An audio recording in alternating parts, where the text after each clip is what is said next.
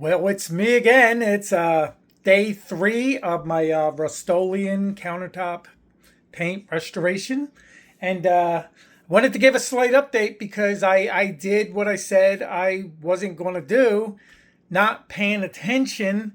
Day 3. Now, I mentioned about defects after painting and indentations and dents and peeling and so forth, and how to handle that by letting it cure, okay, longer than 2 weeks, because you really want this to bond solid.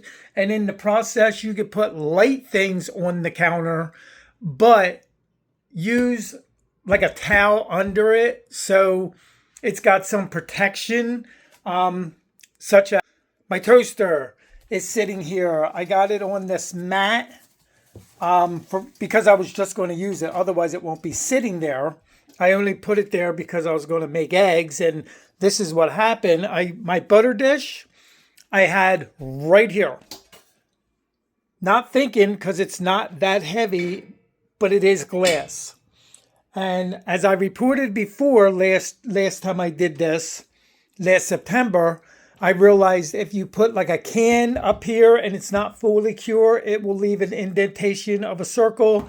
And what I did was use the hair dryer and my finger and smoothed it out. Well, the glass lid and the butter dish did the same thing just now. I should have done a picture. You could still see these marks right here is what's left of the damaged area. I'm going to try to use the hair dryer again in a little bit to get them out, but it was worse. The whole imprint of where the butter dish was here, it like really indented it, like, because it's still not securely dry. And that's what I was trying to explain to you yesterday in my video. So if you haven't seen the video yesterday, go back and see it. It's all about my honest review of the paint kit, the Rust-Oleum paint kit. But yeah, so what I did was, again, I got my hair dryer out real quick, and then I took my finger, not hard, but added a little pressure, okay, and just like rubbed it around. And if you see fingerprints, just like smooth it even more, and the fingerprints will come out, okay, as long as it's heated up.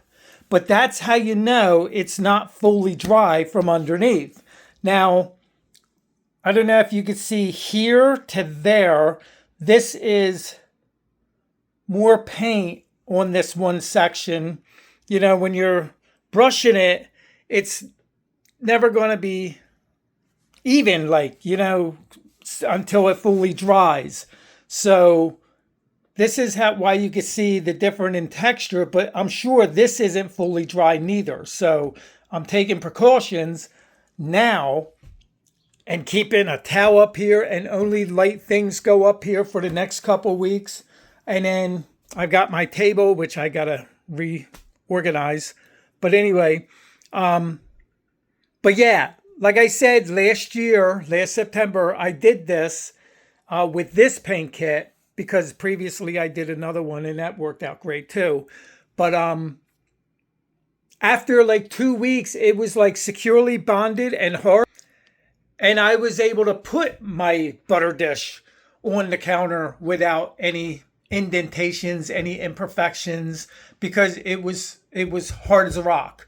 But like right now, while it's drying, it literally is going to take like 2 to 3 weeks, because like when you paint this, it's not a one coat job.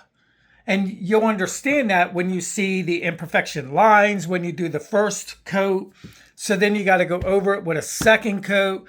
In my case, I did a third and a fourth coat because, you know, I saw some slight imperfections that I wanted to fix.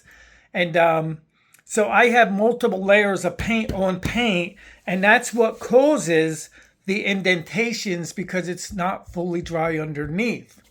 And I wanted to give you an update of that because it just happened to me, and I can't believe I actually did it without even thinking, because normally I would have put another padded, which another padded substance down or a towel, because like I said, this is not that heavy, but it is got some weight to it because it is crystal.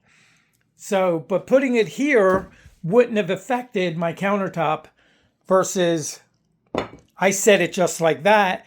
And like within 15, 20 minutes, it indented the paint. And then just that little second, I get here a little stickiness that it was there. So if you do use this paint kit, be extra cautious. Like I said in my previous video, let it dry 2 to 3 weeks tops. Then you could put anything on the countertop and it's not going to indent. It's not going to have any imperfections. It's going to be a solid surface, not a perfect solid surface like a laminate. Because a laminate, you could throw a can on and nothing's going to happen. You don't want to like drop a can on this paint, even when it's fully dry, because you can chip it. You can scratch it. Keep it in mind. It's paint. No brainer. All right, that's my little update tidbit for today. Again, if you haven't seen the previous video, go back and watch it just yesterday. Click on my name. It'll take you to all the videos I've done so far. That I left on YouTube.